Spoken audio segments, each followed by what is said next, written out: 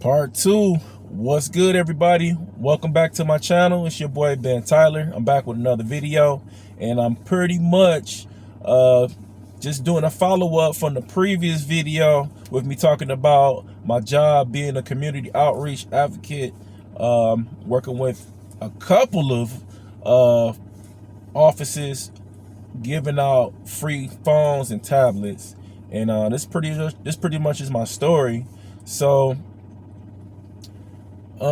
last time we left off, I was talking about my buddy Garrett and me working at the previous office, and how I was working with my friend from high school, and keep in mind, now going back to the original offer that my buddy was telling me about, he was telling me, man, it was some guys that's literally making like upwards to like $2,000, $3,000 a week, and it was legit. And obviously it was a 1099 job. You definitely had to put aside your taxes and what have you, but it was like legitimately like guys that, like the guy I was training under, I don't want to tell his name, but you know, if he see this video or somebody from his office see this video, y'all probably know who I'm talking about.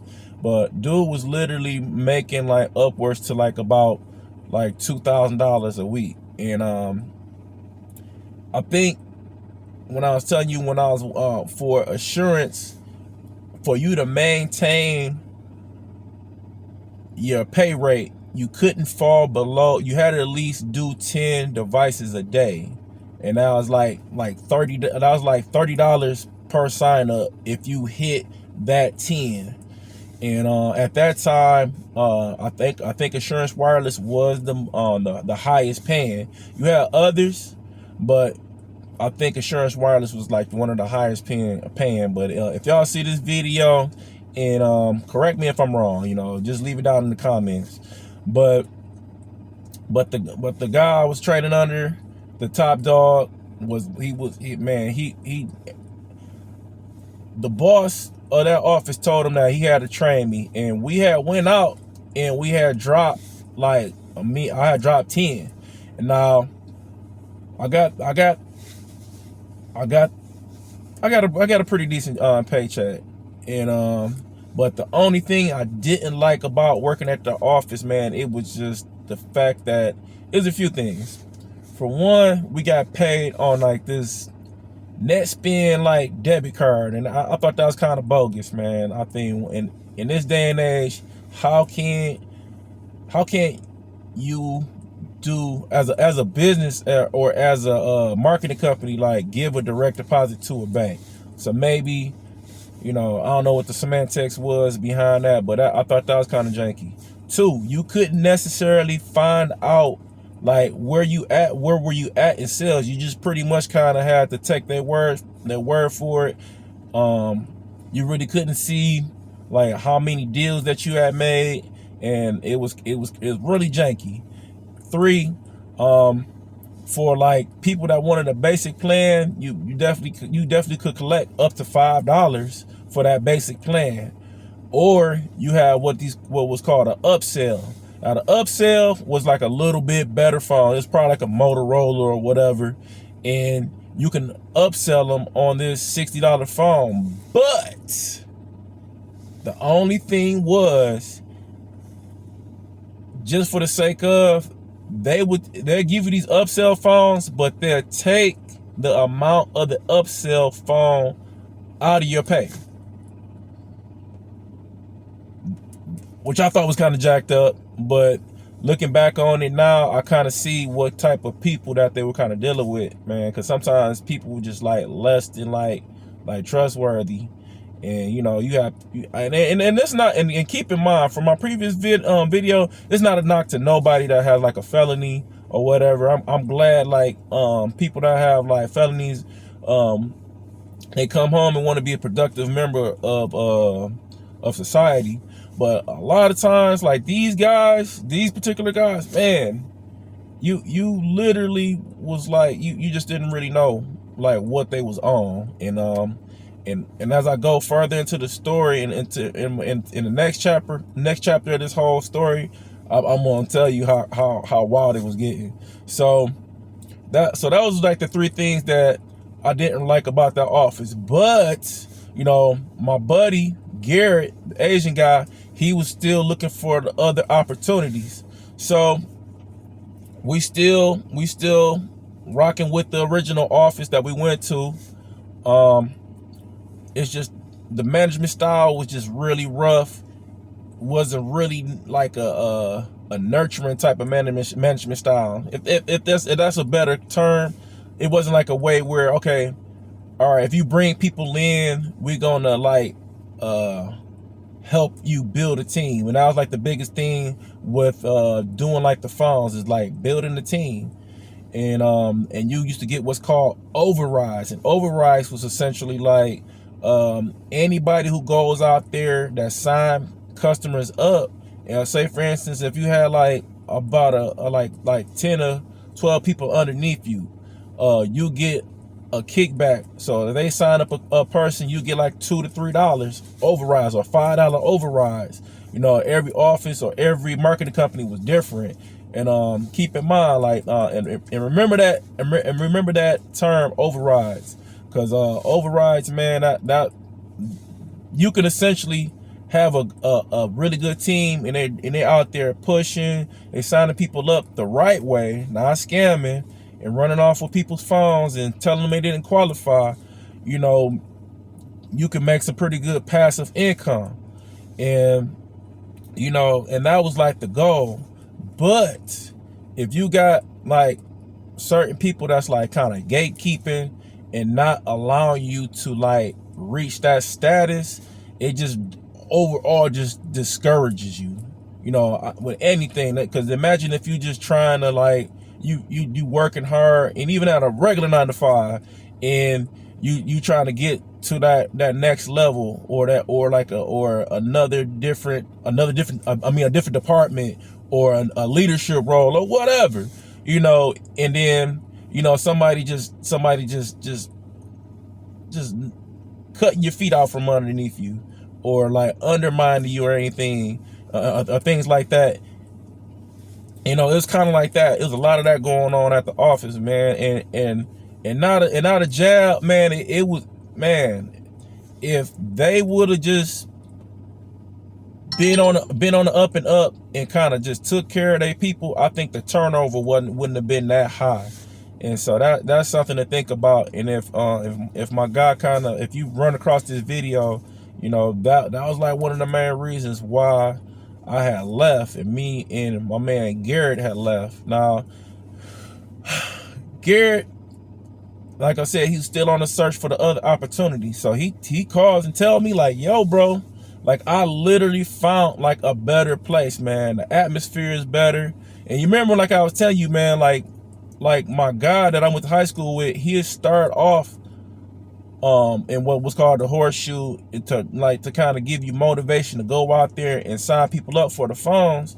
You know, it started off like constructive, and then, you know, people weren't listening or they was frustrated with the job, and it just totally go left, and he'd just kind of just berate them, beat them down, you know what I'm saying? And that's just not how you kind of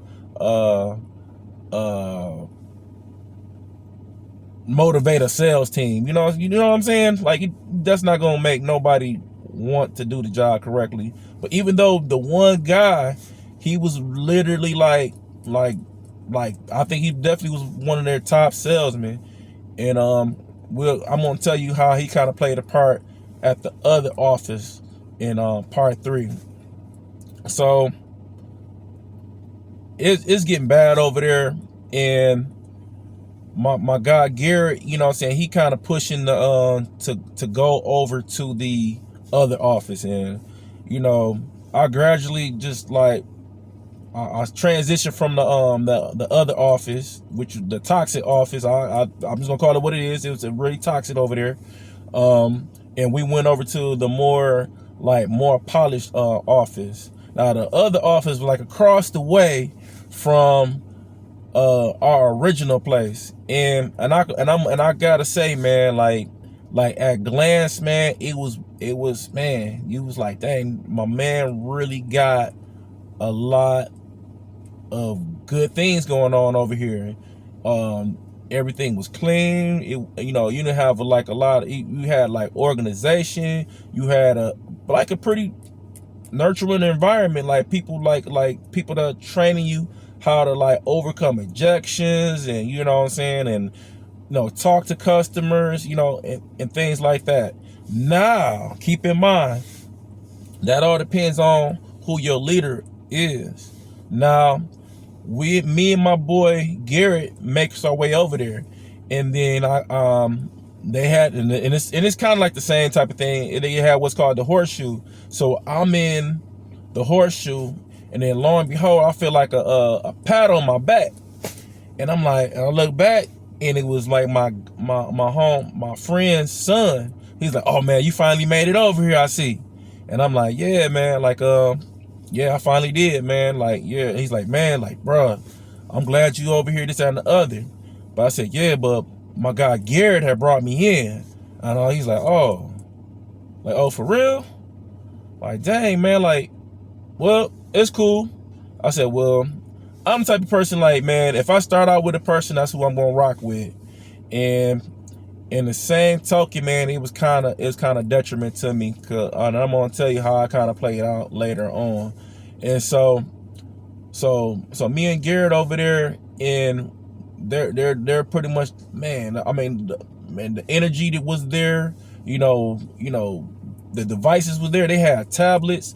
The other office didn't have tablets. They just have phones. They had a tablet campaign, but you know, you can only get like the tablet or the phone. It is crazy.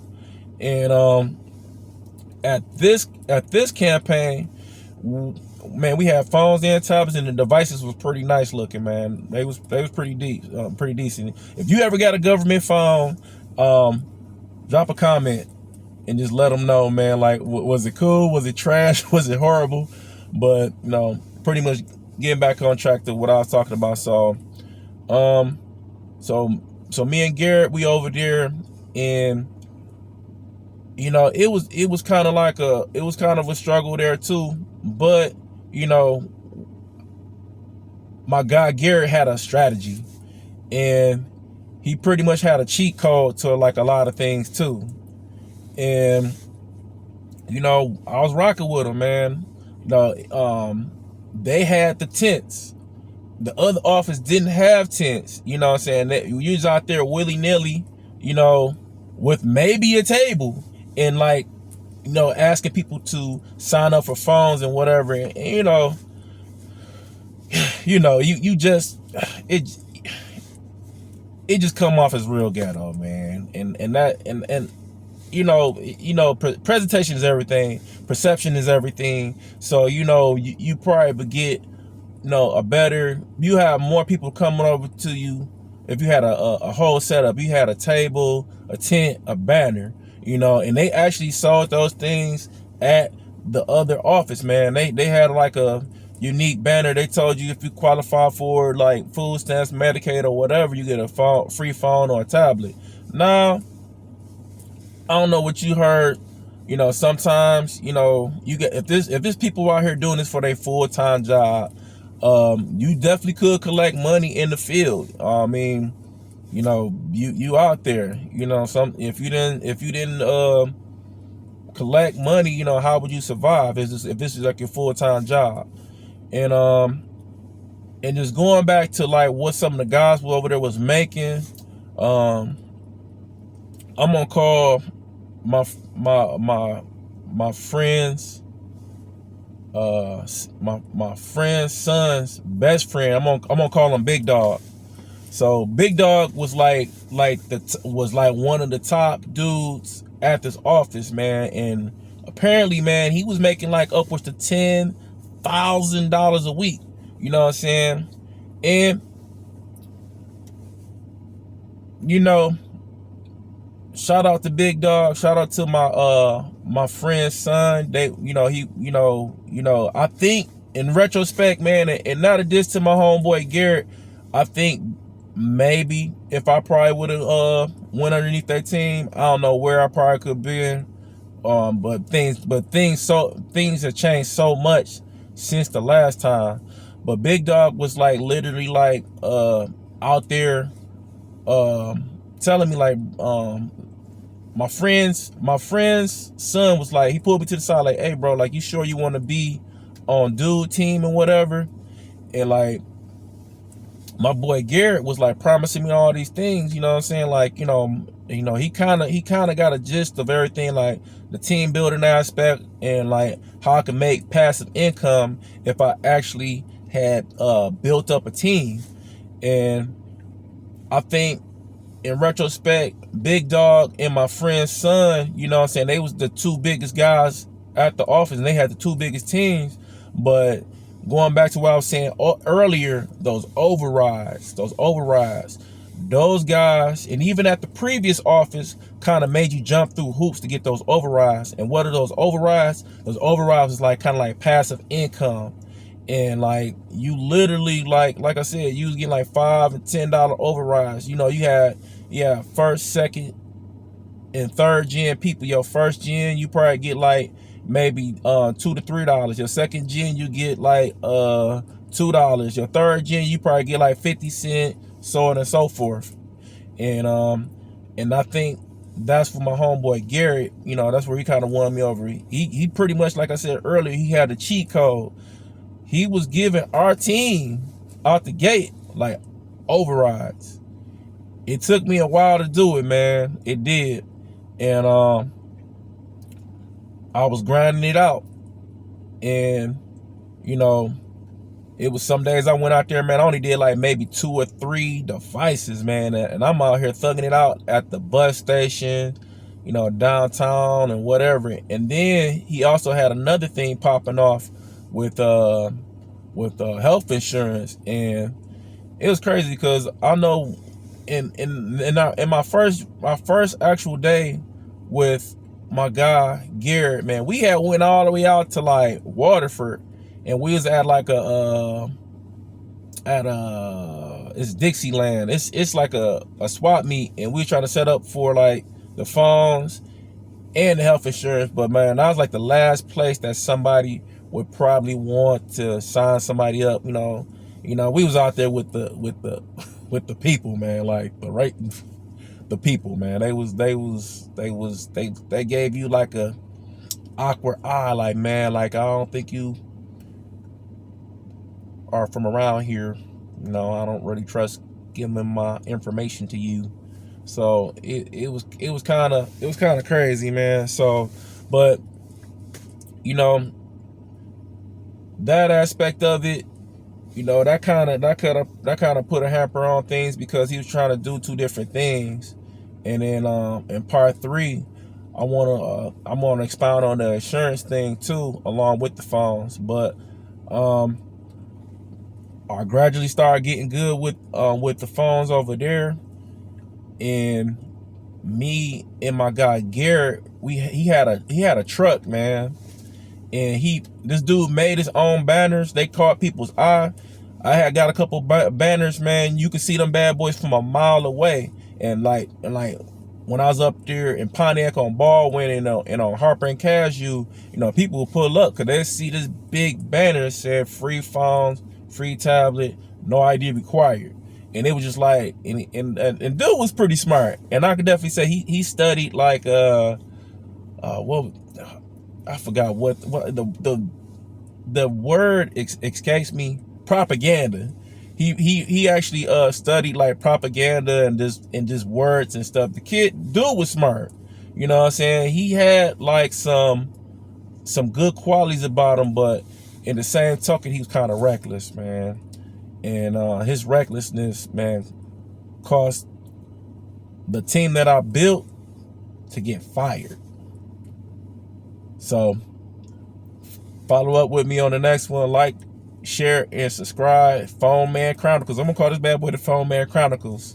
I had a similar name on TikTok, but I'm gonna call this bad boy the Phone Man Chronicles, man. And yeah, man, it was a crazy job. But you know, Comment below if you had got like a phone or a tablet, or worked a phone job or a tablet job, or if you was one of those guys that was out here running it up. We gonna run it up, man.